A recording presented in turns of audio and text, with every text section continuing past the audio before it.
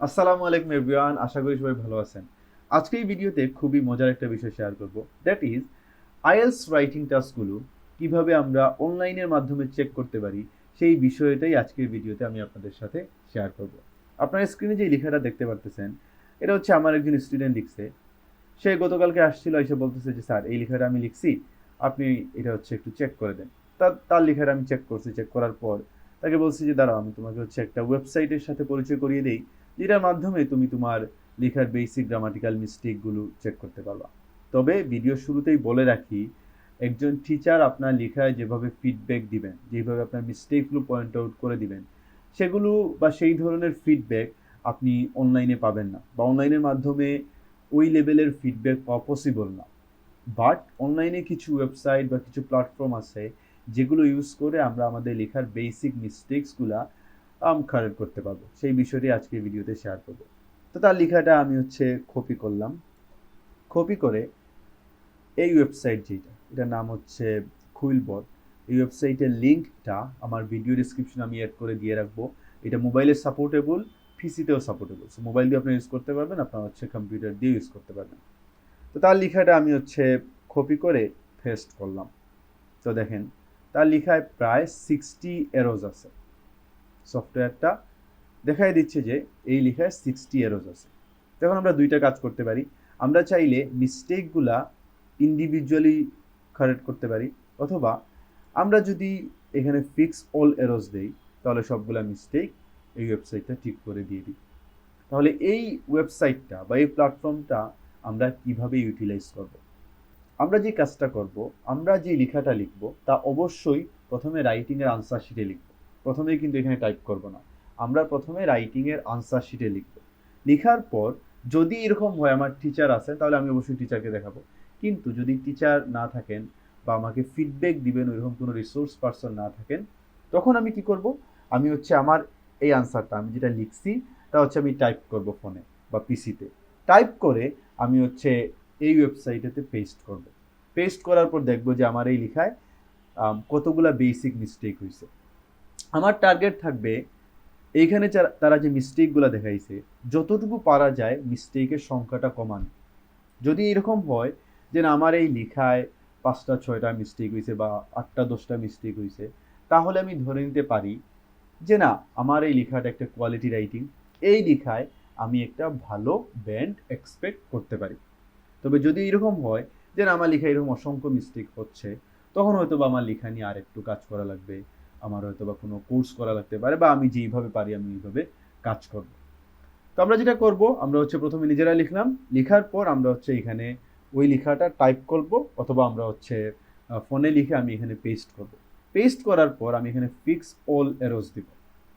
তো fix all এরোজ দেওয়ার পর দেখেন ওয়েবসাইটটা এই লেখায় যতগুলো মিস্টেক ছিল সে কারেক্ট করে দিয়ে দিছে। তো এইভাবে হচ্ছে আমার লেখাটা আমি পেস্ট করার পর ফিক্স অল এরোজ দিয়ে সবগুলো মিস্টেক কারেক্ট করব। কারেক্ট করার পর আমার লেখার সাথে আমি যেটা আনসার শিটে লিখছি, ওই লেখার সাথে আমি এই লেখাটা কম্পেয়ার করব। দেখব যে কোন কোন জায়গায় আমি মিস্টেক করছি, কোন কোন জায়গায় এই ওয়েবসাইটটা মিস্টেকটা কারেক্ট করে দিছে। আমি যদি দুইটা কম্পেয়ার করি, তাহলে আমার বেসিক মিস্টেক যেগুলো আছে, যেমন basic sentence construction, spelling, grammatical mistake, punctuation which is comma, full stop, এই ধরনের যত মিস্টেক থাকবে এই ওয়েবসাইটটা তা ঠিক করে দিবে। তো এইভাবে যদি আমি 15টা থেকে 20টা লেখা লিখি, লেখার পর যদি আমি আমার লেখার সাথে কারেক্ট ভার্সনটা একটু কম্পেয়ার করি, তাহলে আমার মনে হয় যে না, আমি যেই মিস্টেকগুলো বারবার করতেছি, কমা, ফুল স্টপ, স্পেলিং বা সেন্টেন্স কনস্ট্রাকশনে, সেগুলো সম্পর্কে আমি আরেকটু বেশি সচেতন হতে পারবো। সেই মিস্টেকগুলো নিয়ে আমি আরেকটু বেশি কাজ করতে পারবো। তো এইভাবে যদি আমি কাজ করি, তাহলে আমার মনে হয় যে না, আমরা আমাদের লেখায় একটা কোয়ালিটি চেঞ্জ নিয়ে আসতে পারবো। তবে এখানে একটা ওয়ার্নিং দিয়ে রাখি, যদি আপনি একজন বিগিনার হন, মানে আপনি আইএলসের জার্নিটা মাত্র শুরু করছেন, বা আপনি রাইটিং নিয়ে এখনো স্ট্রাগল করতেছেন, তাহলে আমি বলবো এই প্ল্যাটফর্মটা বা এই ওয়েবসাইটটা আপনার ইউজ করার দরকার নাই। কেন দরকার নাই? কারণ আপনি যেহেতু জার্নি শুরু করছেন, আপনি এজ এ বিগিনার, আপনি মাত্র আইএলসে জার্নি শুরু করছেন, তার মানে আপনি যখন লিখবেন তখন অবশ্যই মিস্টেক হবে। তো যদি এরকম হয় যে না, আপনি একটা লেখা লিখলেন, দেখা গেলো যে এখানে 190 বা 100 110 মিস্টেক দেখাচ্ছে, তখন দেখা যাবে আপনি ফ্রাস্ট্রেটেড হয়ে যাবেন যে না, আমার তো সবই ভুল, তাইলে এই লেখা লিখে আমি হচ্ছে কিভাবে একটা ভালো স্কোর পাবো। বা যাদের সামনে এক্সাম আছে, হয়তো বা আপনার 15-20 দিন পরে এক্সাম বা নেক্সট উইকে এক্সাম, তাদেরকেও বলবো ভুলেও এই ওয়েবসাইট আপনি চেক আউট করতে যাবেন না, কারণ তখন আপনি হতাশ হয়ে যেতে পারেন।